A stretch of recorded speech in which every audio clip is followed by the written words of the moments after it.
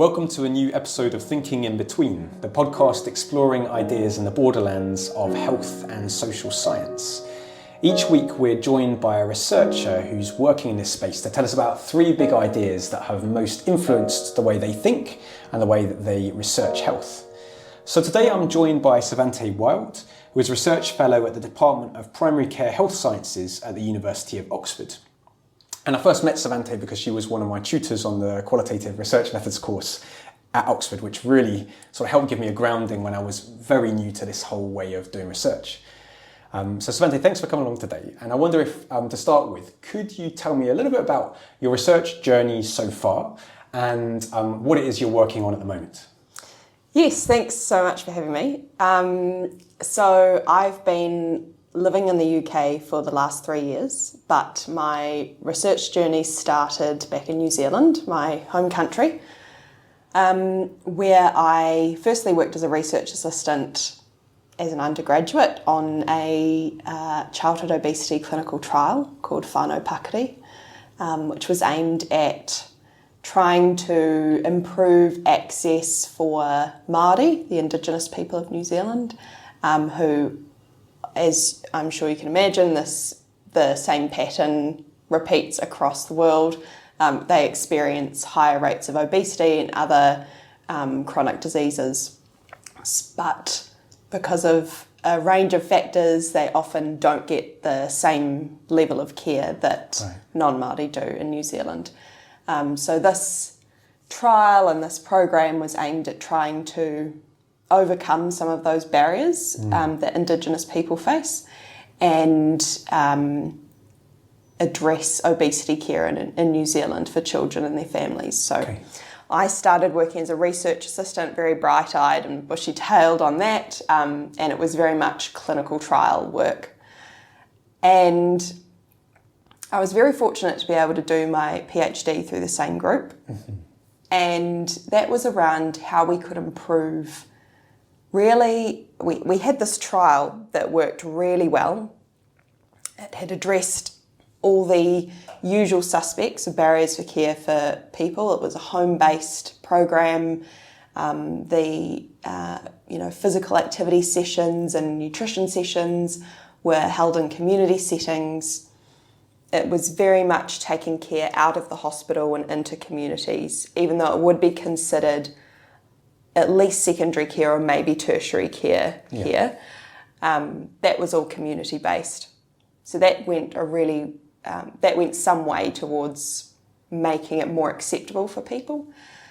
But we knew that still Māori and those living in more deprived areas were less likely to attend sessions. Mm-hmm. And if you attended sessions, your results were twice as good as those who attended to a lesser extent. So my PhD was focused around what are the experiences of families taking part in this program and how can we improve engagement and access in the service. And I was looking for things that were very service focused. I thought, so there must be something wrong with the program or, at a very much a service level.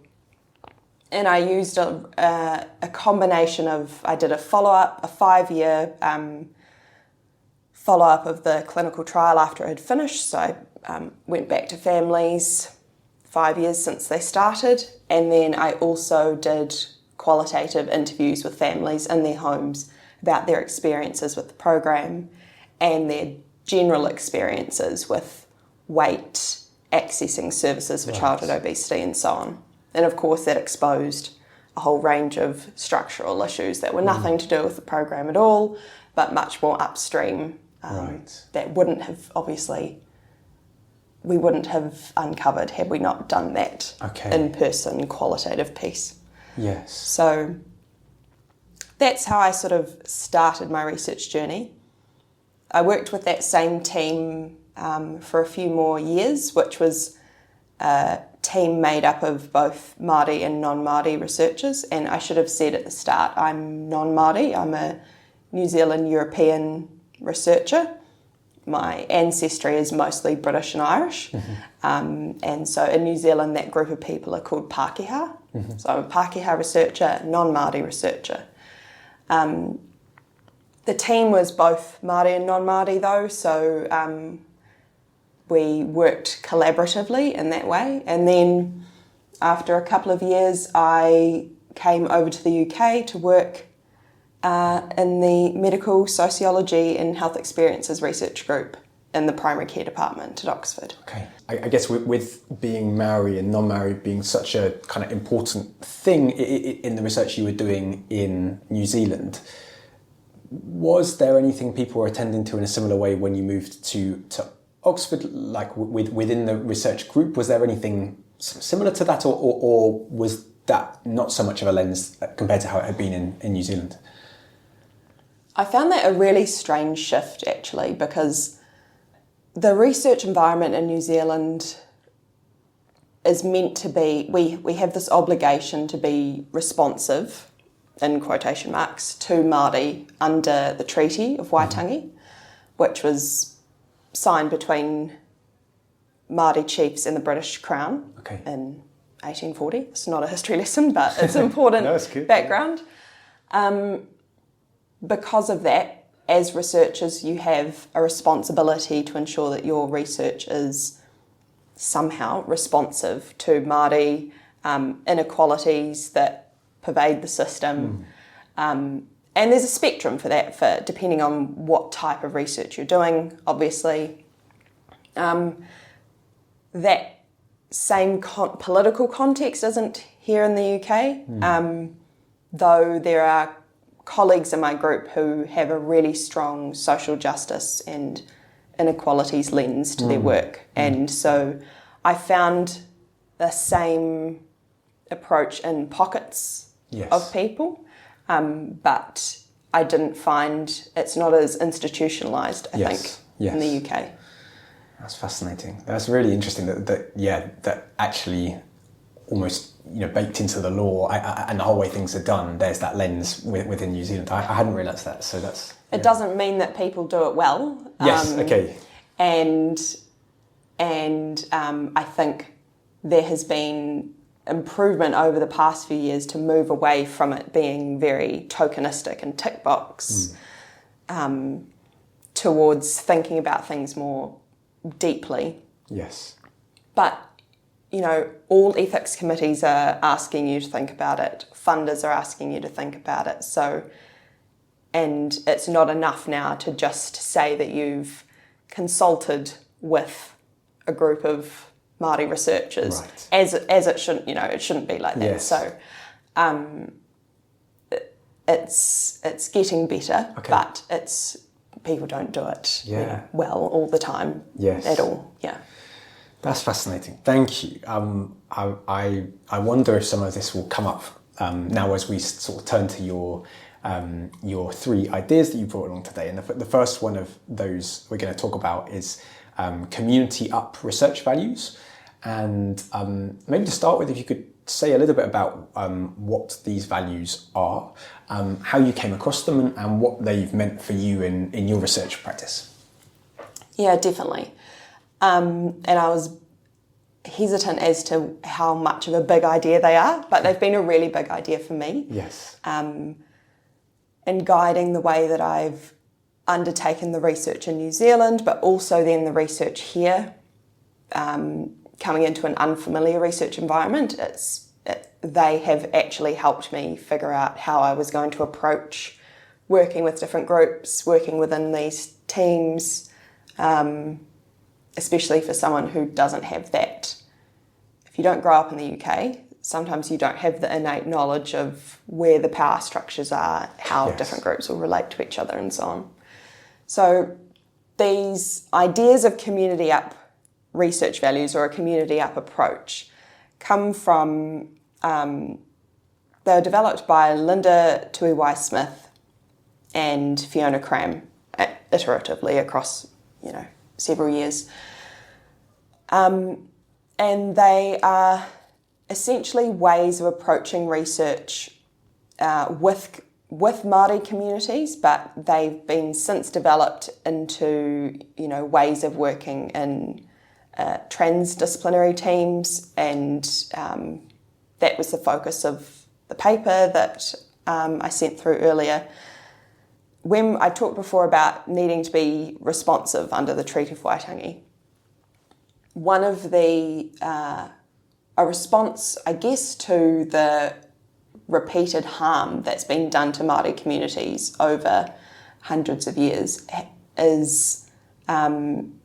has been something called kaupapa Māori theory or kaupapa Māori research, and that developed as a counter, I think, to Western-dominated research methodologies and approaches. Kaupapa Māori theory is about Māori control of research. It's Māori-centred. You say by Māori, for Māori. It's very... it definitely has that agenda. It's about advancing Māori interests, but doing so in a way that's controlled by Māori throughout the process. It's aligned with a structural determinants of health approach, so it rejects things like cultural deficit explanations for inequalities. It rejects essentialising different cultures.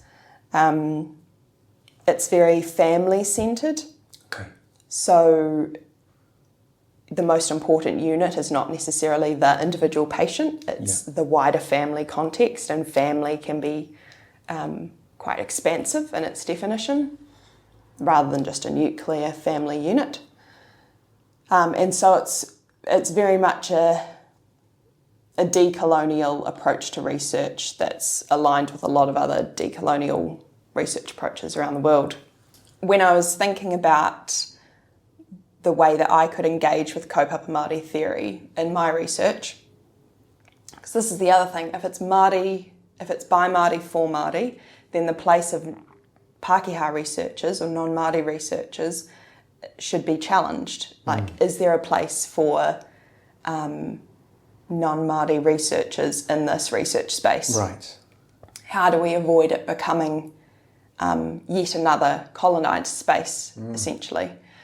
And we had lots of debates over, as a team, my supervisory team, whether this was something that we could engage in as a team, whether we need to talk about being aligned with kaupapa Māori principles rather than engaging in kaupapa Māori research itself, which is essentially where we landed. Yes. But a really useful way of working through that practically in terms of how this was going to play out in my research, and specifically the qualitative part of my research, was thinking about it through these community up research principles. And I think originally they were set out as ways of undertaking research in a really respectful and in a way that upheld the dignity of the research communities that people were working with. But it also became really useful to think about how we would work together as a team, as a multicultural team. Yes. In a way that was going to... It meant that we could have all the debates and we could contest things and argue, essentially, but in a way that was very... was bound by these values so that it was still a really respectful process for everyone. And it maintained... Māori control over that process in terms of with my supervisors. Although this was complicated by the fact that I was the PhD student. Okay. So that adds another element of I'm also answering to the university and I also have to be in control of my own research and so on. So just multiple elements playing.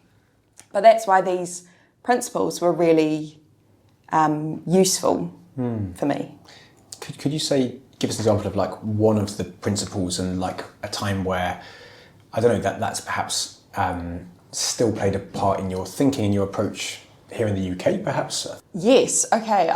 Well, an example, firstly, hopefully we can link to this in the show notes maybe afterwards so that people can have a look into them themselves. But one of the values is in Māori, aroha ki te tangata, which basically means love or respect for people. And in this context, it's about allowing people to come to the encounter on their own terms, define the space themselves. And for us, that meant a lot of rapport building before the interview. It meant that participants would choose whether they wanted to come to us or if we would come to their home. They would decide who was going to be there, if other family members were going to be present, and how long they had available for us. And practically it meant things like we'd turn up and have a cup of tea for the first wee while and talk about other things. Yes. Talk about how we maybe knew each other because, well, actually we both knew someone who went to that school and we used to go to this place when we were younger. And we did all that work first, and then you'd eventually get to the interview. And during that process you might also have children running in and out. You might be meeting the neighbour who's popped round who also wants to have a chat. And all of that was just considered part of a really positive interview experience. Yes. That was a good interview. It's been very different doing that in the UK because it's been online, which I guess we can talk about a little bit later. But that's just one example of how that would play out practically. There's another value, which, I mean, on the list, it's the third value. It's te tiro whakarongo kōrero, which means, look, listen, and then speak, maybe. And it's about basically stepping back and developing a bit more of an understanding of the situation before you speak. And it links in with some of the other values around humility, thinking about your place as a researcher and what sort of power dynamics you're bringing to the situation, not just as a researcher, but as a white researcher. And in practice, that meant I did a lot of my researches with a Māori colleague who was employed specifically to work with me in the interviews and facilitate a lot of those connections. So in practice, sometimes that meant that it became really obvious at the start that the strongest connection wasn't with me and the participants, and actually my colleague who was facilitating or assisting, she actually ran the interview. Right. And I played with the child on the ground, I assisted with cups of tea, I drew with the child or kept them busy and occasionally asked a question, but I took a step back, and that was about looking and listening and then thinking, actually the best thing for this interview encounter is that I'm not trying to lead in this instance. And there's something that I think it's an Australian colleague, but I couldn't be sure, but it's Waddle and colleagues say that it's about sitting outside the circle, or knowing when it's your turn to sit outside the circle and being comfortable with that. Yeah. I think that's also, I've tried to use that in the research that we've done in the UK, because I'm acutely aware that I'm an outsider to a lot of the power structures that exist here.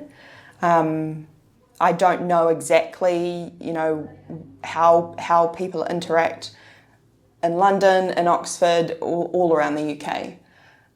So that was very much about just looking and listening and waiting and then speaking maybe. Yes. If it was appropriate. Yeah. Yeah, I love that maybe. That's a great little way to finish that. That's that particular principle with the, it feels like 1, 2, 3, but even 3 is sort of fades out. Yes. Might not be. Before we move to your second idea, is there anything else you want to say about community up research values? I think the other part of it is just how useful it has been for thinking about working within interdisciplinary or transdisciplinary teams, and that the fact that we were working together as an Indigenous and non-Indigenous team together came with obvious challenges and issues, and people butted heads and they didn't share the same worldviews. Plus we had clinicians and non-clinicians, and sometimes as a PhD student I felt like I was just trying to be a master diplomat between all these different groups. But I think that the values themselves can then be used to think about how you can work in a group. And there's this phrase by Alison Jones around working the hyphen. Okay. And the way that you can work the hyphen to bring the differences between you to the fore, rather than trying to minimise difference and pretend that they don't exist and pretend that we're all happy families and that we all believe and want the same things. Actually, by being quite open about our differences and focusing on that bit in between, that allows us to really produce innovation, essentially, and move forward. It's called the productive tension of difference. It's the friction between the two. I think that's really useful for social science researchers who are trying to work in health. I think that comes up again and again when you work with maybe clinicians and non-clinicians, people who have a grounding in the social sciences, trying to explain their perspectives to pure clinical scientists, for example. I think the values are really useful for that as well. Yes. And there's a really good, in this paper, there's a really good checklist for working through, for thinking about whether you're ready to undertake this kind of research. And they're specifically talking about transdisciplinary research, but I think it can be applied to, am I ready to undertake this kind of research that involves such critical, self-critical introspection? Yes.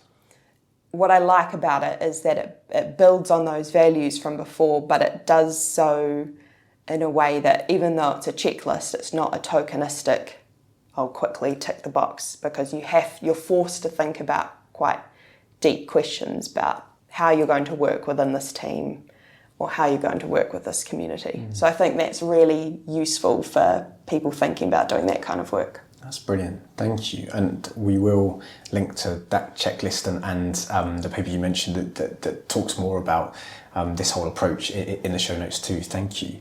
I want to move now to the second big idea to discuss, which is something that I imagine that happened to quite a lot of people. Certainly a lot of people in my research group faced this challenge of what do you do during COVID-19 when suddenly you can't meet people face to face and all of data collection, or most of data collection, becomes online. So moving to online data collection and online interviewing and what that changes. So could you say a bit about your experience of this transition and some of the questions or thoughts that I guess enforced transition brought up for you?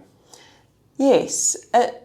So I arrived here in the middle of July 2021. It was the day after the UK's Freedom Day. Also in quotes, you can't see me, but I'm doing quotes, Freedom Day, where people were kind of metaphorically throwing their masks in the air and so on. So that was terrifying to begin with. But I think that transition to online interviewing, it didn't seem so hard to begin with, because the project that I was undertaking was around looking at experiences of long COVID in families. So it was a COVID-related topic, somehow it meant that the online interviewing didn't seem to matter so much for people because the whole world had basically transferred to doing things online. Yes. And it was still about something that was really relevant to them. It wasn't like I was trying to interview them about childhood obesity online. Right. So somehow that seemed to work. Yeah. But it was very, very different in that all the things that had worked really well for me in the past for an in-person interview were to do with all these things that were supposedly nothing to do with the interview. You know, it's the pre-work, it's knowing people, it's being seen and being a face that's seen in the community, and somehow suddenly you then have this very short window with people online where you have your music as you're making your call, your Zoom or your Teams music, and then you've got that awful sound at the end when the call finishes, and that's now very discreetly the interview process. Yes. So I found it very difficult. And even all my data collection interviews, focus groups before this had been in community centres or people's homes. And I did a handful of interviews at the hospital, but it had mostly been in that kind of environment rather than in a clinical environment. And then I was still doing that, but only because I could see a little square window into their homes, not, Yes. So it was very, very strange. But I think there were ways that I started to, and our team would meet to discuss how is this going, how are we finding it. And there were ways that we used to, I think, try and achieve some of the same aims. Yes. And without knowing it, I was still guided by those principles that we talked about before. Yes. And I just said before, the start of that interview and the end of the interview, I had to think a lot about the encounter of the interview, the ritual of encounter that you would normally have in the community at someone's home. You pull up in your car, or you've walked there or whatever, and you're knocking on the door. They open the door and let you in, they greet you, you take off your shoes, you go in, you choose a seat, you have a little chat. None of that's happening when you are just pushing a button to make a call. Suddenly they're there and their face is about, 2 feet from yours. Yeah. It really meant that you had to do a lot more work beforehand to try and somehow also create those rituals of encounter. So we'd do a lot more pre-interview calls. Mm-hmm. I'd be more responsive. I'd be texting people or WhatsApping them beforehand. We would have had at least one video call first so that they saw me. Yes. Could ask questions. We could have a bit of chit-chat. And give them some time to sort of just take you in and judge you as a neutral term, without the negative connotation, but for them to just take you in and see what you were about. And I thought that was really important. It meant that I don't know what is professional on an online interview, but it meant that I wouldn't stay seated the whole time. I wouldn't have a blurred background.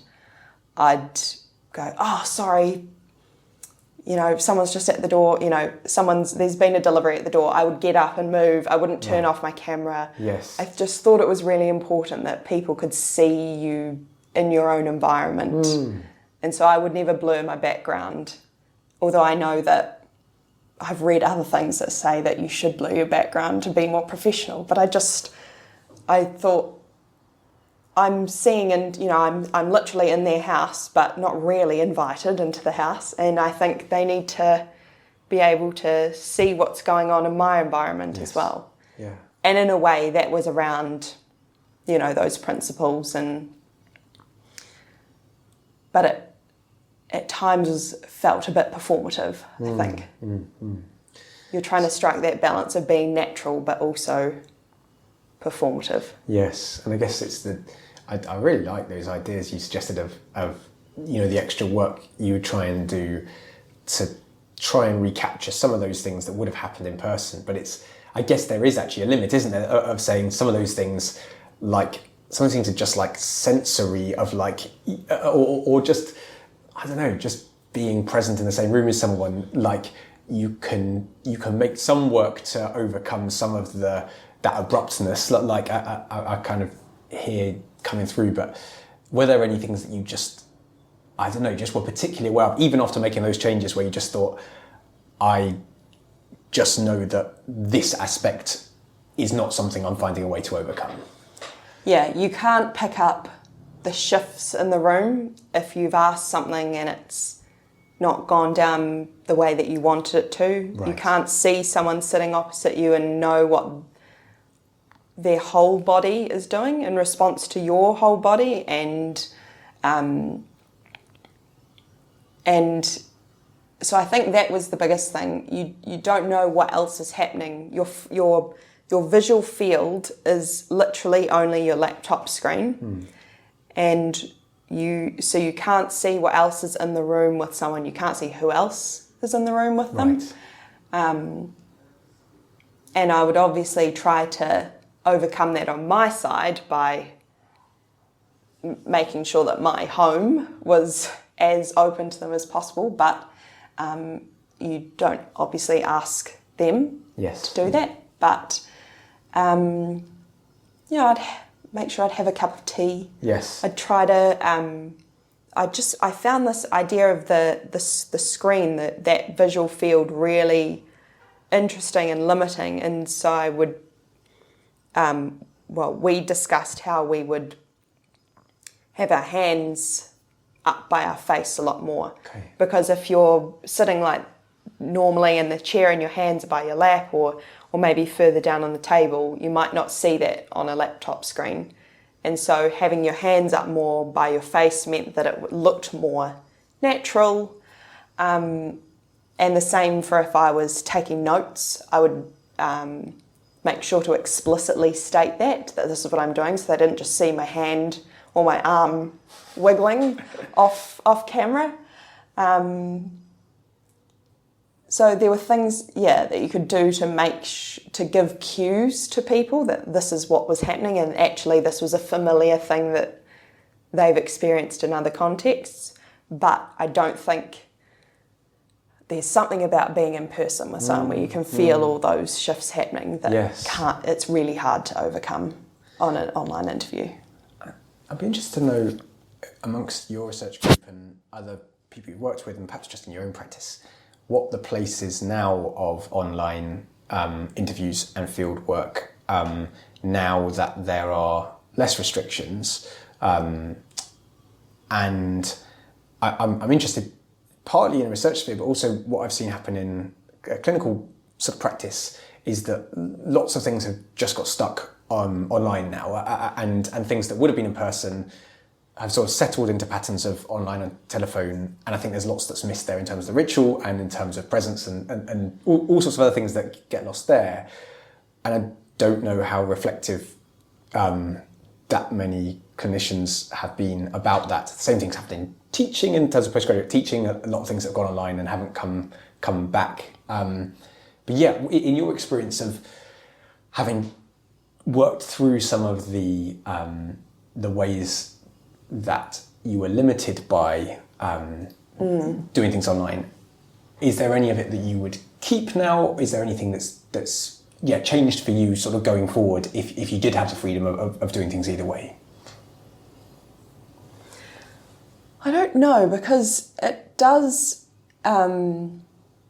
improve accessibility for some people in a way that in-person interviews doesn't sometimes,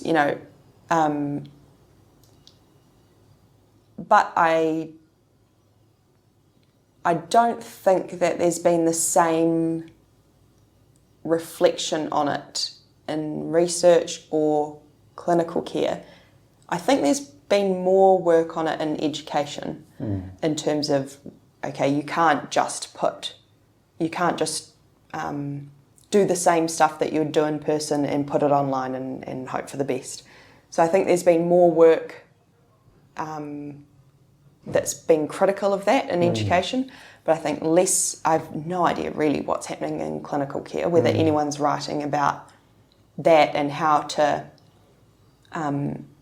ensure that a clinical encounter goes well, and what are the extra things that you have to do online, which I think would be very similar with research, and I'm not aware of as much that's happened in research. There's definitely people who are writing about online data collection, online interviewing, and how that has changed. But it seems to me that the go-to for people doing interviews now is, well, we'll do them online. Like, what's the point of doing it in person? Right. That's what a trend that I've noticed in general. Which also, I mean, one of the issues is probably funders' expectations now. Okay. If funders say, well, why do you need all this travel money? Why do you need to do it in person if you can just do it online? Then it's really hard for researchers to kind of challenge that, I think. Before we move to the third idea, is there anything else, any other reflections you want to share on, questions around being online or in person? Just that we talked a bit about the start of the interview, but I also think the end is extremely abrupt as well. And I don't just mean hanging up the call, but again, when you would have left a person's home or a clinic, there would have been all this work that you would have done, I don't know, even escorting someone out into the car park or leaving the house, and now we hang up and you're left, I imagine the participant is left thinking about all the things they said and will they hear from that researcher again? So I think we have to do a lot of work as researchers if we're going to do online interviews to ensure that there's that continued contact and caretaking of participants after the interview itself.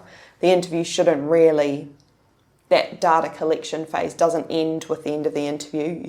I think there needs to be a lot more follow-up, check-ins, updates, so that participants feel like they're actually held through the process and not dropped with the sound of a call ending, with some follow-up over email, which just never feels as good. So I think that's really important to think about too. And I don't know if you have experience with doing online clinical work and whether it's the same there. It's a good question. I think it's particularly, it just makes all the difference if you. It's fine to make the phone calls. I've done very little. I've done any video. I've done hardly any video. I've done quite a lot of telephone clinics. The difference between doing a telephone clinic with someone who you've met in person and you've sat in the same room with, and then you have a follow-up, that's fine. Like, that's absolutely fine. So long as it's not a sort of massive conversation you've got to have, I'm quite happy with that. But then trying to do the rapport building and the here is who I am, and like here's a bit about me, and I guess just revealing enough of who I am in a way that you can make a decision of whether you want to trust me or not.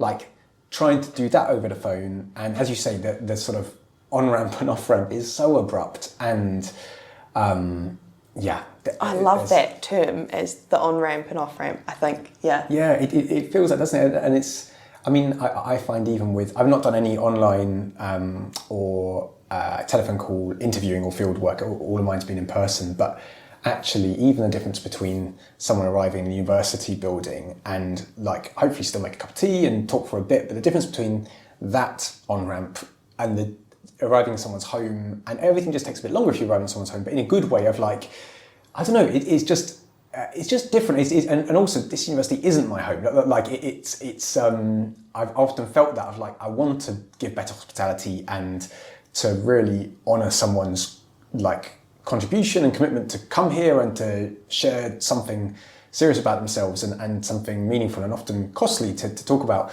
But it's really hard to do that. And so that's still in the realm of being in the same room and being together and being able to like talk a bit before and after. But there definitely is some sort of spectrum of like, it's intimacy. It doesn't feel like quite the right word because it's not got the right connotations, but something of like presence, I guess, like that runs from being in someone's actual home to the click on, click off online or phone call, and there's such a big difference along there, I think. I mean, I think it's the same with thinking about the word judgment and how that seems negative, but intimacy, I think, is the right word because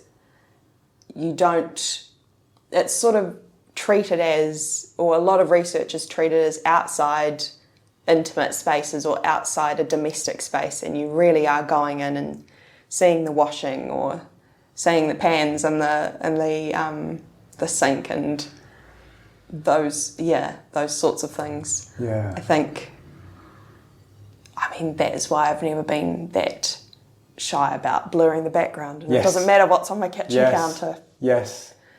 Yeah, it does raise the question. I know this probably is never done, but like I wonder if any researchers actually interview people in their own, like in the researcher's own home. Like obviously that throws up other issues, but it kind of feels like there's like a reciprocity there that feels right. Like in a sense of saying that would be a completely different situation as well, because it's no longer you're adopting a particular role in a particular institution that's not your own, but there's a coming to one another's houses that would feel like, I don't know if that's in keeping with some of the values that we were talking about earlier, but that feels like something that I'd want to stretch towards, even though I've not heard of that happening. And yeah, I think the working towards the reciprocity is the right idea, and I think normally we think about that in terms of what can I give back to these people who are giving so much in terms of their time and experiences, and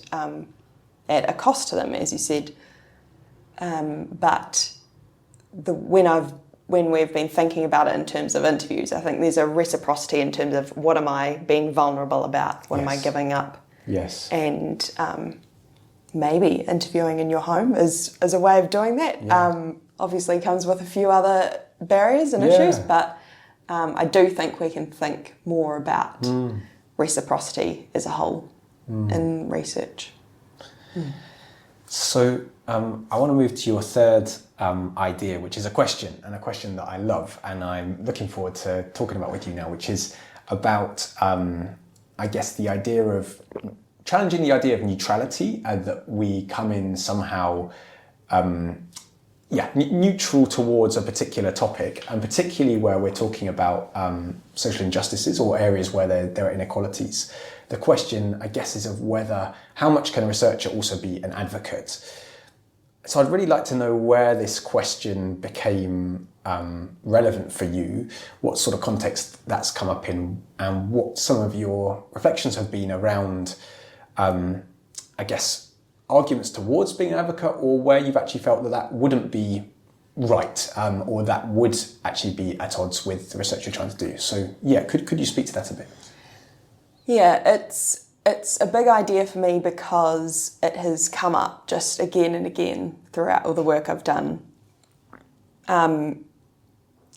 I probably first started thinking about it when, reviewers would tone police in a way, like this language is too passionate, you need to be more neutral, you need to, why are you bringing in these political or historical terms, we should focus on the science, issues for social science, of course.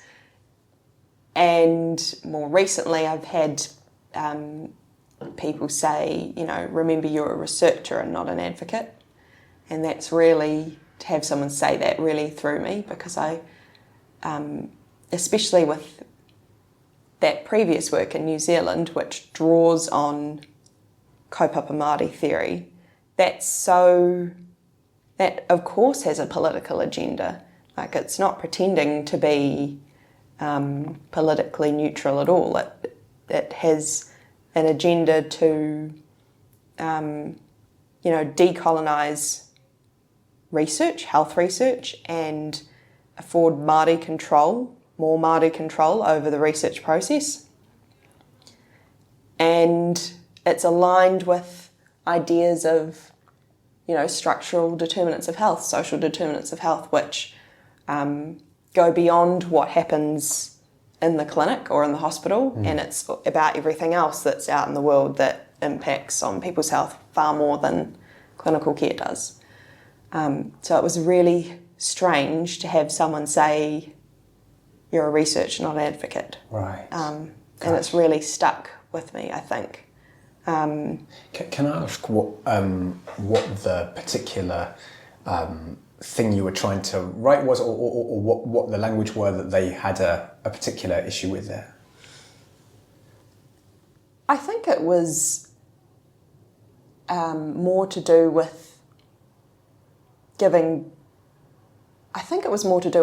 back to participant communities, actually, rather than writing. It was about, you've done this research, but you don't have to. I think the person was trying to be to caution me against doing too much, but it definitely was stuck with me for a reason of, you're doing too much for a researcher. You don't need to be helping communities in this way or that way. Okay. Stick to the science. Yes. That's your role. Yes. And we have advocates for the advocacy research. Okay. We have politicians for advancing political agendas, and this is your role as a scientist. I've become more conflicted with it when I became really interested in policy engagement over my time here at Oxford in the UK, and thinking about different ways that people approach that as scientists. And I remember speaking with someone who was they loved the idea that this person was what they called an honest broker. Like, they were very politically neutral. They would give evidence to whoever, it didn't matter, this was the science. And I think there's different ways you can think about policy engagement, and being an honest broker of knowledge is one of them. But it also assumes all those things around science being politically neutral to begin with. Yes. When in reality, the types of questions that we ask, what type of research gets funded, even the way that we categorise participants, the way that we decide to do our statistical analyses is informed by political decisions. Right. So it seems odd to me that can be a neutral space even. Yes. So you may as well be an advocate for things that you believe in. It's all, quite politically charged anyway. Yes. And I guess there's a courage that it takes to almost state that as well in your research, and I guess whether you do that explicitly or implicitly, but to adopt a stance and say, this is my stance, rather than, I was laughing the other day about how in some, the way I first learned to write when I was writing kind of biomedical articles and things, where you sort of adopt this language as if there's no humans involved at all, and so and it's this horrible, even just to read it is like this kind of grammar that's all the passive tense, and it's like, then this thing happened, and it's just it's horrible to read, it's horrible to write, but it's all to maintain this illusion that no humans are involved here. Don't worry, this was not a human enterprise. This is just science. And as soon as you're a human and you're saying, I really think this is important, or I really think. When I came at this research, it was with the principle that this matters, actually, and that wasn't something that I was open to changing. That was a principle that was guiding me. it definitely feels like it's difficult to find a way to write like that, but that feels like what's really going on at a lot of the time, I guess. Like is that something? Have you found a way to write in any of your academic writing where you are able to kind of communicate what your stance is? We've done this. So we've done it through really overt statements, almost like a position statement of the research group. Like, this is what we do, this is what we, this is the aim of our research program, in a way that there are some journals that encourage positionality statements, or a table to kind of summarise the different positions held by the research team. We decided to take that and do an overt team statement. Yeah. I don't think the journal quite knew what to do with it, so it said like researcher note or something like that at the end, okay. you know, under a subheading. Yes. Supplementary, like... In terms of writing about methods and analysis specifically, I think that's where things have changed, and it would be very odd to see someone, you know, if I was peer reviewing, I wouldn't want anyone to be writing the analysis revealed or anything like that. But even to move from thematic analysis generated this thing, you know, to we generated or we developed these themes. Yes. I think we're a lot more comfortable with saying that now, to writing about it in that way.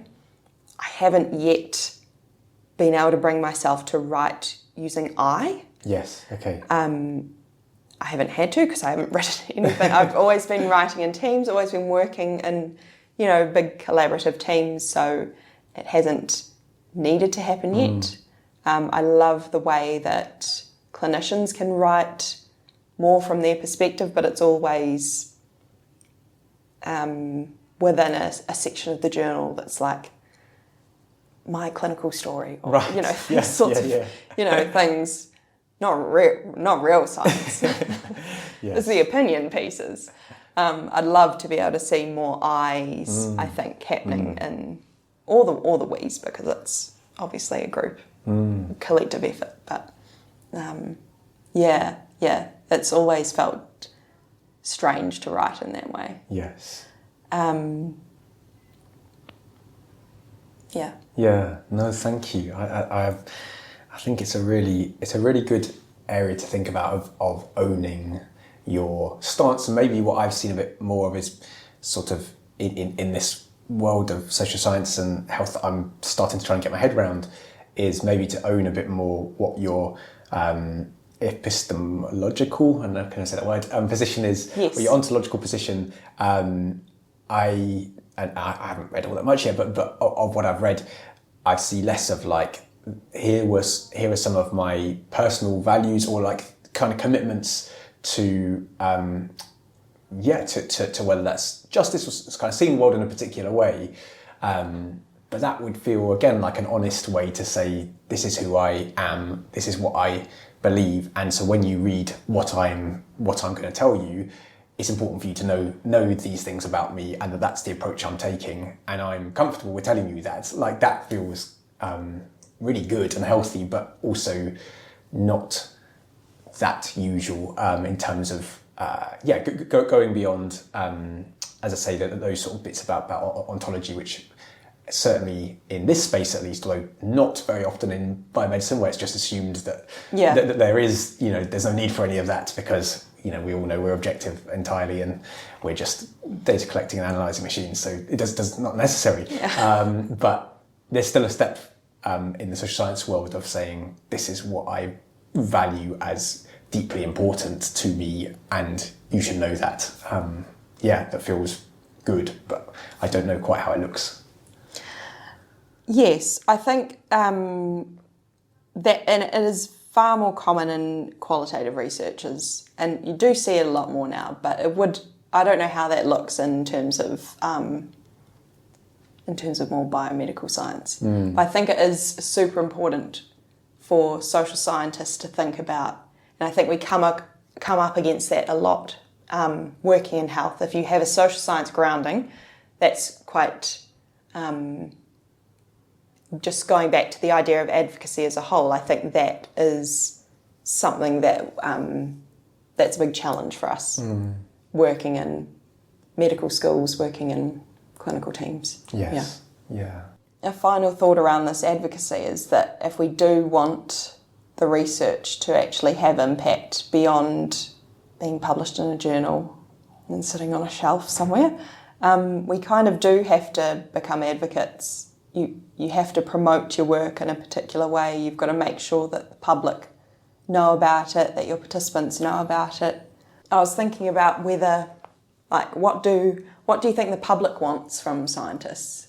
Do they want scientists to be advocates? Do they want them to be neutral, objective beings? I think they probably do want them to be advocates, but not too much. They don't want overconfidence, and they want people to be explicit about the boundaries of their knowledge. So they're being cautious still, but confident in what they have, but not too much, if that makes sense. Yes. Yeah, it almost feels like there's a way to kind of offer up, like, humbly, but also but securely, so not with an insecurity, to say, here is something that could be useful in the way that we see this. And maybe sometimes it is as simple as saying, like, here is something that I think we really need to take action on, and I'm going to keep talking about this until that action is taken. I guess it depends a little bit on what your finding is, but certainly, yeah, the idea that you just put it out there into a journal in the scientific space, and you maybe do a couple of you let a few other people know, that doesn't feel like honest follow through with what the whole process of finding out this knowledge. And I think people, particularly in qualitative space, probably in other spaces too, people share with you the things they share with you in the hope that it will lead to change and will lead to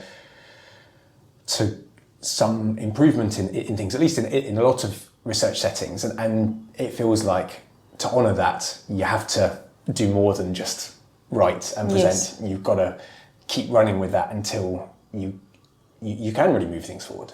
Yes, yeah, I love that. I think the being secure yet humble in order to honour your participants is a really nice way of actually summing up this whole conversation, to be honest.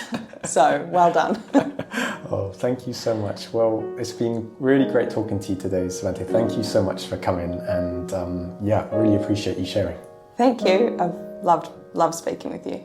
Thank you. And thanks everyone for listening, and we'll be back with another episode of Thinking in Between very soon.